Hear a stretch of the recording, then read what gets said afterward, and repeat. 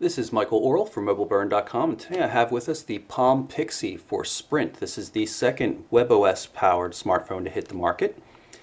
And we also have the Palm Touchstone. It's an inductive charging system. Magnetically holds the phone in place, and when used with an optional inductive capable back, we replace the standard back on the Pixi and with this one, and then it'll work up. But we'll look at that later. Let's take a look at the phone first right now. I have to cut this open here, and we'll open it up, and here's the phone itself. You can see it looks very much like a Centro, very thin, has a kind of a soft touch back to it. Of course, we're going to replace that with the other back we just mentioned for the Touchstone. Let's set this aside and see what comes in the box for now. This little plastic tray here, and a packet of information. This is a getting started guide, features guide, and a recycling bag. This appears to be the same thing in Spanish. And some really nice packaging here. Everything really kind of cool looking, and very much like we saw with the original Pre. Here is the charging cable and data cable. It is a a micro USB cable, and the charger itself is right here. It's very, very small, very cute.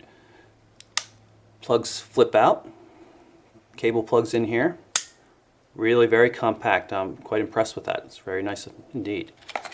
Pull this out, and it looks like there's some more paperwork on the bottom. I'm sure it's probably just warranty information and other mundane things, but we'll take a look at it anyway.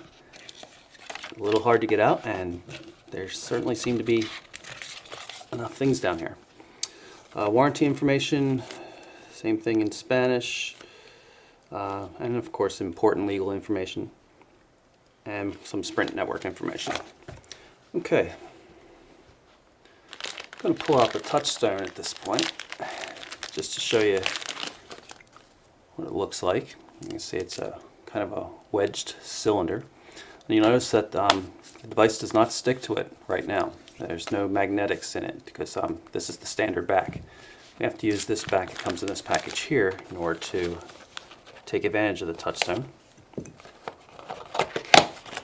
And same kind of packaging, that nice orange cardboard. And it's in this little tray here. Now you can see there's some extra contacts, and you can see what's going on here is a little bit, this is where the inductive system is, this little panel in here. Otherwise still soft touch, but it has a golf ball dimple effect, which is really, really nice. It's much, I think, nicer looking than just the plain back. If you take a look at it, you can see it's much more style here on the Touchstone capable back, but otherwise they look very similar. We'll pull this back off and compare the two on the inside. Now the first thing we're going to have to do is get the back off, and according to the directions you have to pry this out here on the side. There we go, and it should pop out. It's actually not as hard as I expected. There you can see the bare back of the Pixi. We'll set that aside and grab the other back so we can compare the two. You can see now that this panel is not present on the other one. There's two contacts there for charging, so this is where the inductive power is received and then charges through to the phone through those two contacts there. This back is definitely heavier. I mean, we're talking only a couple of grams, I imagine, but it's definitely heavier than the stock non-Touchstone compatible back.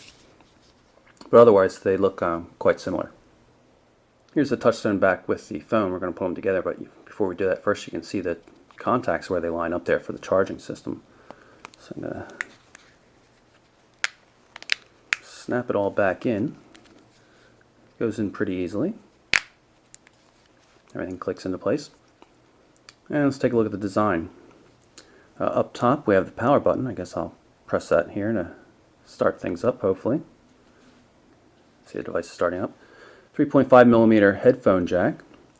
There's a 2 megapixel, that's 2 megapixel again, camera on the back. The original Pre had a 3.2 megapixel camera. The silence mute button, whatever you want to call it here. Volume controls, this is all on the right hand edge.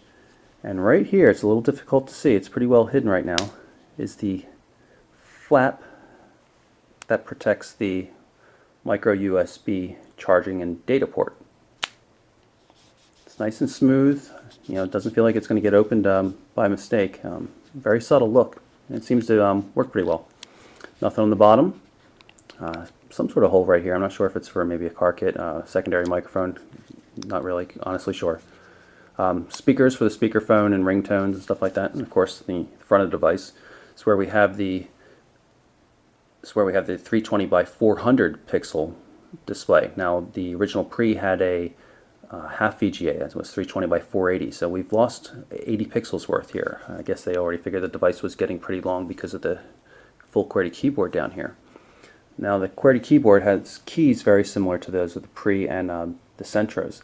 They're little pieces of, I guess, stiff rubber, you would call it. Haven't really played with it yet, you know, just pulled it out of the box, so we'll have to see. Right now the device is powering up and it's asking us for some basic setup information. We're going to select English. And now the phone is activated.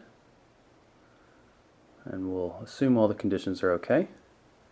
In order to use a WebOS device, you need to create a profile with Palm, so we're going to create a new profile here.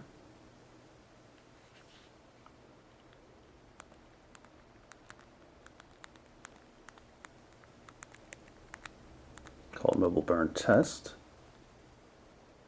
Enter the password and I'll hit Next. And we'll use one of our test Gmail accounts.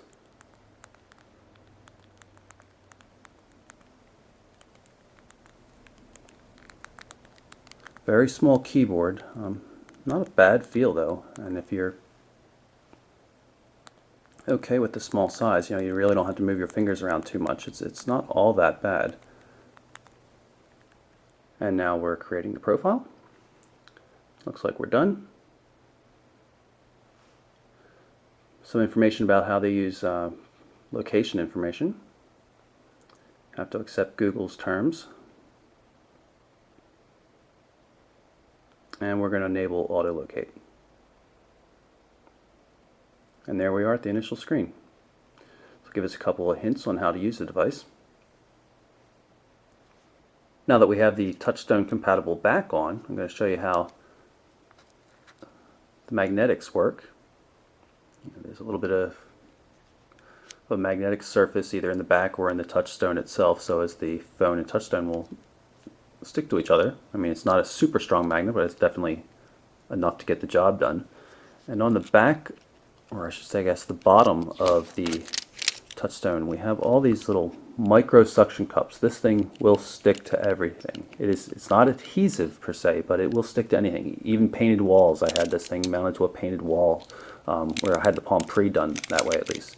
So it's really good technology. It's easy to wipe off and clean, so it stays nice and fast wherever you stick it. And just to quickly make my point, here is the touchstone and the Pixi mounted on vertical surface. This is a photo shooting table, and you can see it sticks right there, not a problem at all. Finally made it to the main screen of the Pixi, and you can see we've got a couple little shortcuts down here at the bottom, this right one being the main menu. You can see we can swipe left and right to get between multiple screens, and you can see the little tick marks down here at the bottom showing that there's more screens to the left or the right. So there's 2 to the left now, and now there's 2 to the right. Load up an application just by tapping on it. And instead of the little ball that you press there to throw things into card view, it's just a little flick now. And we can once again get back to the main menu and pull up something separate. I'll do it again and pull up contacts. And once again, so now we're using that little flick gesture to get into card view, and you can just get rid of any of the applications you're not interested in and tap on the one you are, at which point we can go through and we'll add a Google account and hopefully pull in some contacts.